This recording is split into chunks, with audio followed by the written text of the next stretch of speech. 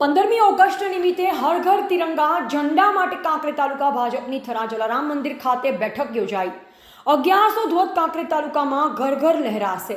કાંકરેજ તાલુકાના થરા શ્રી જલારામ બાપા મંદિર ખાતે કાંકરેજ તાલુકા ભાજપની આવનારી 15મી ઓગસ્ટને લઈ હર ઘર તિરંગા ઝંડા ફરકાવવા માટેની બેઠક પૂર્વ શિક્ષણ મંત્રી કીર્તિસિંહ વાઘેલાના અધ્યક્ષ સ્થાને યોજાઈ હતી।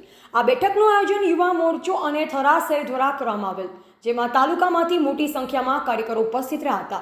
જેમાં અધ્યક્ષ સ્થાનેથી પૂર્વ શિક્ષણ મંત્રી ગુજરાત રાજ્યે જણાવ્યું હતું કે કાંકરેજ તાલુકામાં 1100 તિરંગા ઝંડા આપવામાં આવ્યા છે, જે તિરંગા ઝંડા ભાજપના કાર્યકર્તાઓ, વિવિધ સંગઠનો તેમજ સરકારી અધિકારીઓ, મામલતદાર કચેરી, તાલુકા પંચાયત કચેરી, શાળા કોલેજોના સંસ્થાપકો પણ આ રાષ્ટ્રધ્વજ ઘરે ઘરે લગાવી લોકોને રાષ્ટ્રપ્રેમ વિશે વાત કરવી અને લોકોને તિરંગા ઝંડા વિશે માહિતગાર કરવામાં આવશે। આ પ્રસંગે કાંકરેજ તાલુકા યુવા મોરચા અને થરા શહેર દ્વારા સુંદર આયોજન કરી બેઠક બોલાવી અને બંને સંગઠન દ્વારા ભોજન વ્યવસ્થા પણ કરવામાં આવેલ।